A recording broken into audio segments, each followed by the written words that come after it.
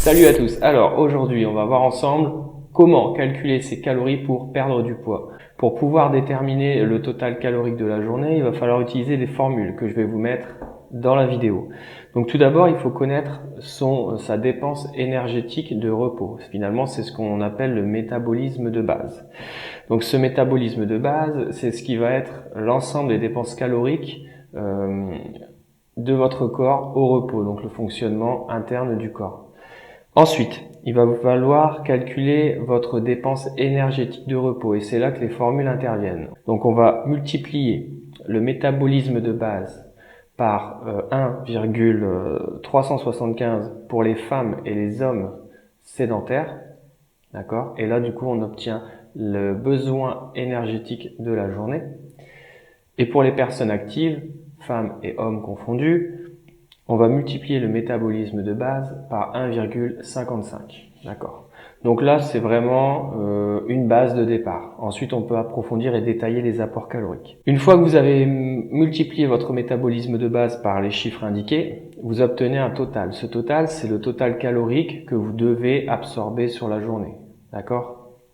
Pour pouvoir vous maintenir en tout cas. Une fois que vous avez cet apport-là, vous divisez vos macronutriments, donc les glucides, les lipides et les protéines, vous divisez votre apport calorique en glucides, lipides et protéines de la manière suivante. À hauteur de 40% pour les glucides, à hauteur de 30% pour les lipides et à hauteur de 30% pour les protéines. C'est toujours pareil, on est sur une base. Ensuite, ce sera à vous de jouer sur les proportions en macronutriments en fonction de vos objectifs personnels. Mais déjà là, ça vous donne une base pour pouvoir entamer une perte de poids dont je vais vous donner quelques détails après. Une fois que vous avez donc ce total calorique là et que vous voulez diviser vos apports, je prends l'exemple d'une personne qui veut ingérer 1800 calories. Donc pour 1800 calories, ça nous ferait 720 calories de glucides, 540 calories de lipides et 540 calories de protéines. D'accord?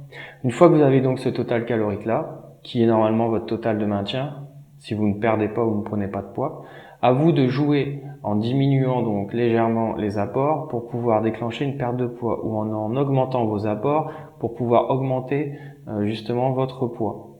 Vous avez ce qu'il faut maintenant, vous avez les outils pour pouvoir gérer vous-même votre alimentation. Donc je le rappelle, métabolisme de base, on le multiplie pour avoir la dépense énergétique, le besoin énergétique. Une fois qu'on a le besoin énergétique, on divise en macronutriments, 40% glucides, 30% lipides, 30% protéines. Ensuite, pour ceux qui veulent aller plus loin, vous pouvez augmenter en lipides et diminuer en glucides. Ça peut être intéressant, à vous de voir. Allez, je vous laisse là-dessus. Si vous avez des questions, n'hésitez pas. Pensez à partager la vidéo et à la prochaine. À bientôt.